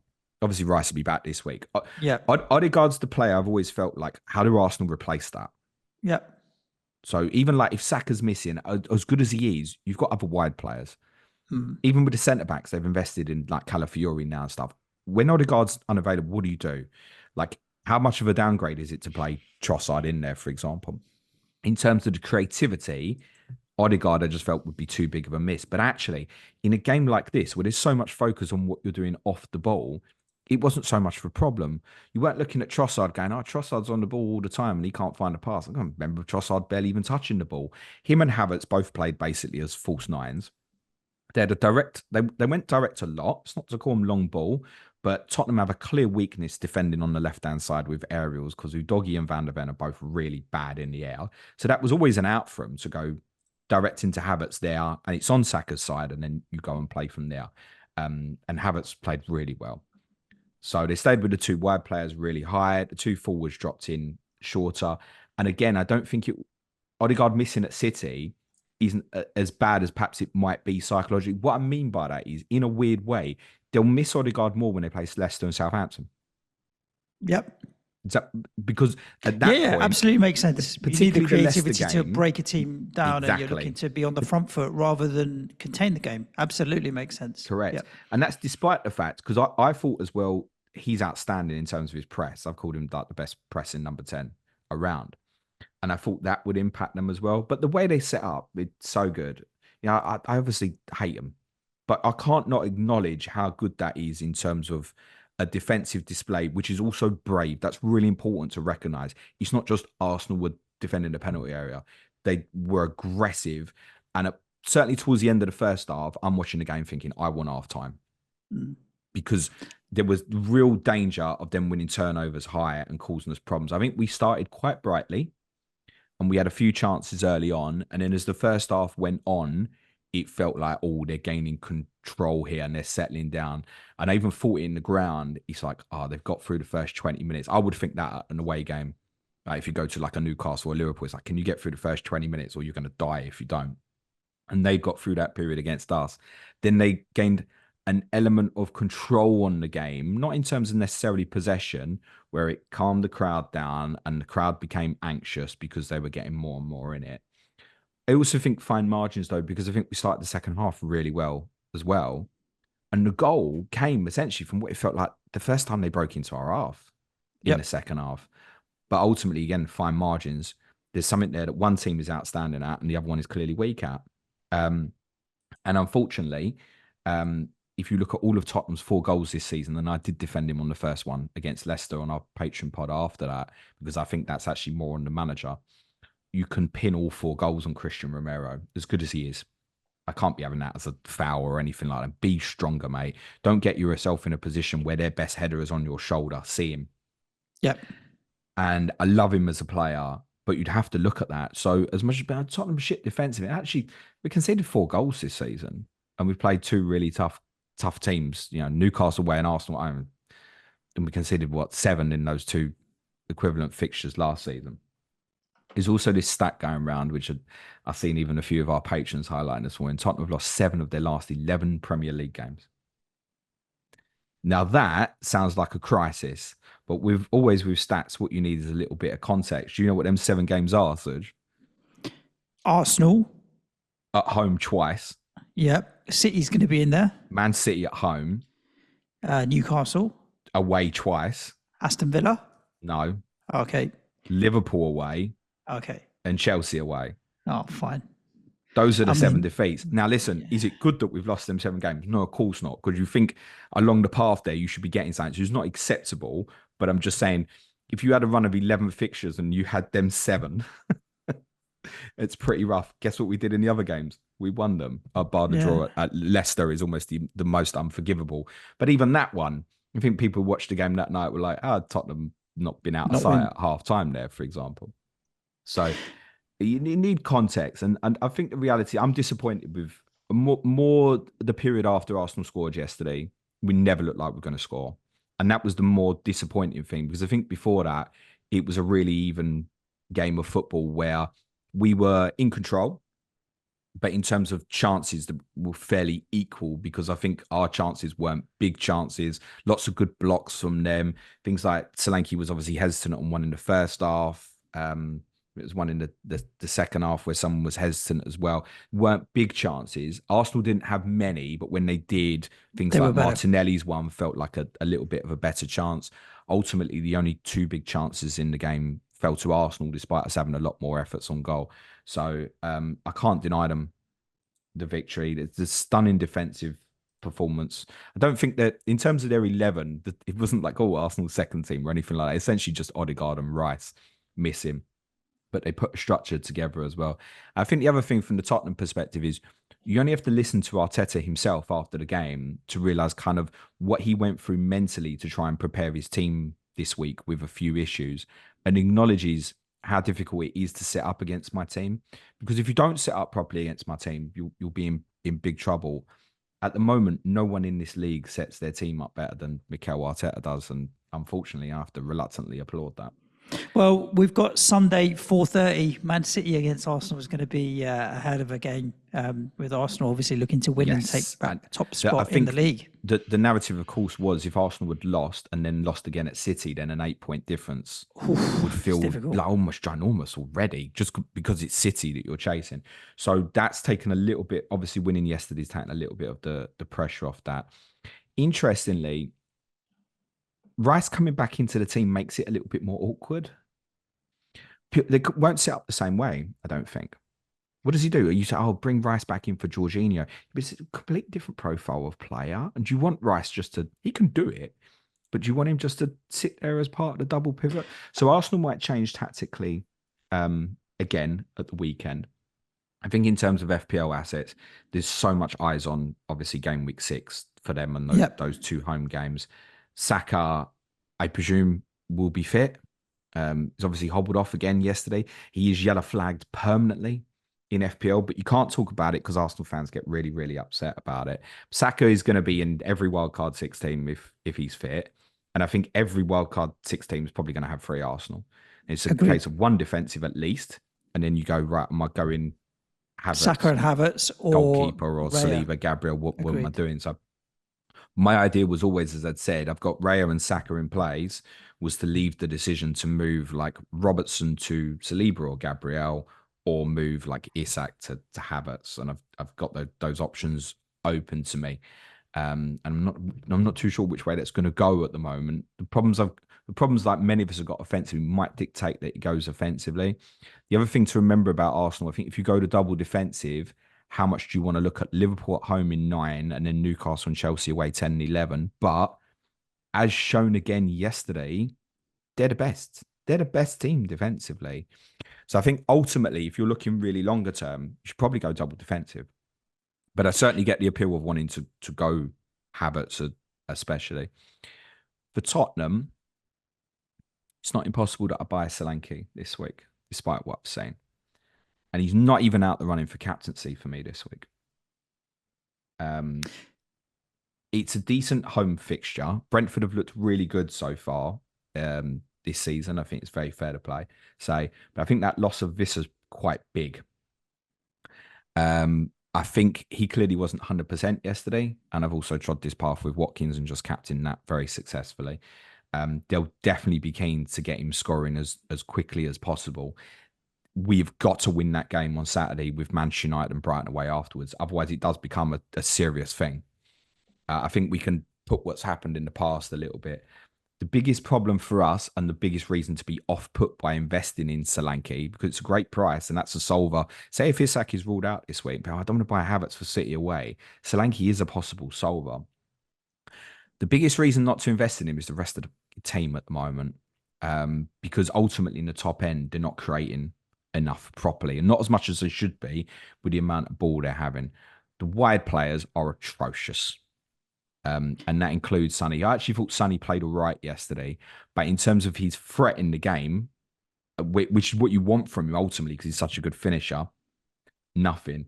Johnson, I've tried, man. I've really tried. You've praised him before as well. I know, and he did improve towards the end of last season. That is never going to be the long-term solution. Kulusevski, Angie's obviously keen to play him in this kind of 10 role at the moment. Like, I get it, but he doesn't have enough involvement in the game for me. And I think he probably does need to go back to being one of Kulusevski or Maddison, or probably just what I'd prefer is it's not ideal in terms of how Ange wants to play. Just put Kulusevski back on the right, because at least he can be creative. The others are just not doing it out there. I'm really looking forward to seeing a few of the younger boys get a chance on Wednesday at Coventry. I was really disappointed Lucas Bergvall didn't get on yesterday, and I hope he starts at Coventry. I hope Archie Gray starts as well, and a few others deserve their chance on Wednesday so they can put a pressure on these guys who are not performing at the top end. So about Wolves, Newcastle, James, just conscious of rabbiting on and not getting to any questions. Wolves were good in the first half, I thought, and then 2 wonder goals. Wolves were largely good throughout the majority of the game, Yeah, actually. 2 wonder goals, kind of done for them in the end. Fabian Schär, I mean, he's got to be up there as one of the best goal-scoring centre-back from outside the edge of the box. I'm trying to think of how many other centre-backs there have been that scored that many goals from outside the box or free kicks or that kind of thing. Just not that many. He's just so good at it. Yeah, no, not many. I was drawn to think of Daniel Agger, but I could think of a couple maybe. There was Company's goal, but that was so rare, wasn't it? No, it's not a goal that you see often from centre backs. No. And Harvey Barnes, I mean, he's done that so many times. Harvey Barnes, he's that cut in from the right and finish is classic Harvey Barnes. Yeah, the Newcastle narrative on this is quite interesting. I think most of us watched the game again yesterday and went, it's not right, this. And it's not. It hasn't looked right. But then there's also the other side of it. It goes, would have taken 10 points. Yeah, I was going to say that.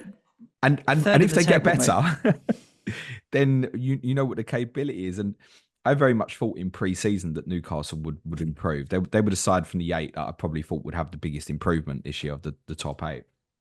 But I have been put off by what I've watched. And I've watched all the games. I'm not quite sure how they are on 10 points, actually. But it is right also to say, well, what if they do sort it out? Then they're going to be a real threat to teams. I think the fixtures coming up are tough. And if they don't improve, they'll lose some of them. Got City at home in 6. I think even Fulham away is another challenge this week. Chelsea away in 9. Brighton home in 8. None of these games feel particularly, even Everton away in 7 is the sort of one, if Newcastle don't turn up properly. I told you, Everton will win some games soon, 1-0 that you're not expecting. Don't be surprised if that's one of them. Then they've got Arsenal in 10 as well. So I can get that if you're an Isak owner or a Gordon owner or even a share owner, I think you are beginning to look away. Obviously, Isak fitness news, I think, is obviously particularly important. Huge for this week. I thought he was fine in the first half. It was Anthony Gordon's, I think, best Newcastle performance this season, which I think probably really benefited from his positive impact for England. And it was notable, obviously, Barnes played on the left against Tottenham. Gordon's played well for England. He's gone up. I'm going back to Gordon in that position. But yeah, he also reflected on tactical structures against Tottenham being very different than what you want against other teams. So ironically, it's all well and good looking at Barnes' points so far. I ain't going to keep returning off the bench every week. And I'm not sure if he starts the next game, actually. I'm not convinced about that at all. But it's working his way into being a starter. If he sacks out, Gordon will play through the middle because Wilson's not fit. And then Barnes obviously does play. But I think largely on Newcastle now, you're overlooking. I was watching Livramento yesterday and I was thinking, need to get Trips on here. And they did. And I was drawn to look at Trips' price because it's 5.8. But then you look at the fixture and you think, no.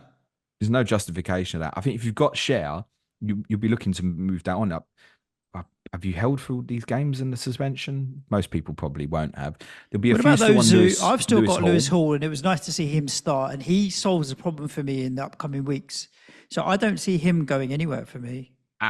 So 2 points to this. One, we said after kind of game week 2, we said there may well be a correlation here of Hall starting when share's back. That's what happened. I thought he really struggled on that side yesterday. But I also think part of that is I think Dan Burns becoming a problem. I think that with Larsson, he looked quick. That Larsson isn't quick. No. Burn made him look quick. Now, if Larsson can do him, take him into that channel and make that look problematic, yeah, other forwards are going to love that. So if Hall, I think, is quite an offensive fullback. If he's going to push on, and then you got Burn getting drawn into wide areas, teams are going to have some real joy against that. I think that's becoming a problem. And I don't think that problem gets solved for Newcastle until probably January or so. So I think defensively, I'd still want to look without. And it similar applies to Wolves. We've all got kind of this period around about sort of game week 10 ringed where the fixtures get better. And there are a load there to watch and keep an eye on. Mosquera playing. Aït-Nouri will be interesting if fit as and when it comes around. Even Sam Johnson in goal, Cunha, Larsson, decent options. None of them they for me are. At the moment, though. Just look at Villa, Liverpool, Brentford, City, Brighton, and you're like, yeah, now is not the time necessary for them. No, I don't think Larsson doesn't offer the solver to Muni's problem because them fixtures are not good enough. No, that step over was my highlight of the weekend. Just because, great, wasn't it? If you're in that position, you want to shoot. I think everything in your gut natural instinct is to want to kick the ball, to shoot, and to be able to. I don't know if he got the shout from behind. You'd assume that he would have done maybe to be able to do it. But yeah, I just love going against your instinct to want to kick the ball in that situation was just, incredible. Lamina played a really advanced role as well. And we had this for a little period last season as well. We were like, keep an eye on that. He's basically playing as like a 10. He had periods on the right. He had other periods he was joining Larson in the press off the ball. But you wouldn't go and invest in that at 5 million because you go forward a couple of weeks and he ends up playing back in a holding midfield role. That said, Andre, who started in midfield, pass completion 100%. Okay. First player in Premier League history on records to complete more than 40 passes on debut and do that. Oh, wow. So there's a stat for you. Obviously not an FPL stat in any way, but that's a player once it settles down is going to improve. And it might be that, Lamina ends up playing a more advanced role and him and look at the position. Gomez gets in on the ball, right? Or on the goal. It's Gomez and Lamina would end up being the two there. So, but again, anything Wolves, you're not looking at that till game week 10, I don't think. Cool. That's a wrap of the games, James. Do you want to let the listeners know what they got to look forward to for the rest of the week? And make sure you hit the subscribe button or the notification bell wherever you're listening to the show. And you'll get notified when any of this content goes live. I've had a shit week. So I've done something interesting for the People's Poll Pod, which Clayton will be doing me this week. Vote will be out later today on Twitter at Planet FPL Pod. You can find me. There are 3 words in FPL that I really, really, really don't like. Essential, expert, and nailed. Me and Clayton's going to do a podcast on whichever one you pick. Wednesday, Clayton James show. We'll be doing a lot of stuff on there. Obviously, I think yellow cards will come up as a topic. Crisis Club, I suppose, is Tottenham this week, but then that's the Patreon content kind of binned. I think probably going to do a little piece on Atalanta. I think Clayton wants to do a piece on Barclays men this week, following the trend on socials that a lot of people was enjoying last week. COTC Southampton versus Ipswich this week. Matt Samuel and Paul Gore-Allen.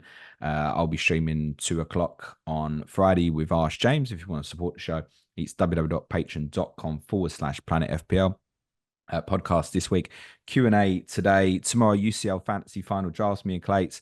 Tottenham Arse Wednesday, yes, the proper detailed North London derby review. We'll make that available to basic tier plus patrons as well.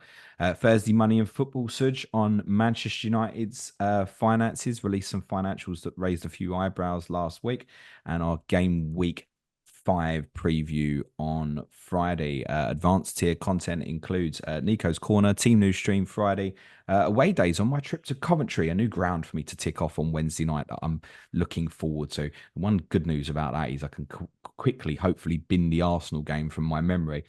Unless we lose to a championship team, which is definitely a possibility because we are going to change the whole team. Good. As James mentioned, if you want to support the show, it's patreon.com/planetfpl. You all heard me go on about it before. You get additional content, prize leagues, Slack community, and a whole bunch of other things. Other than that, though, I hope you enjoyed the show. Make sure you give it a like and a thumbs up. Stay safe. Look after yourselves. Ciao for now. Thanks, everyone. Be nice to each other. Play it your way. Cue music, please. Man child.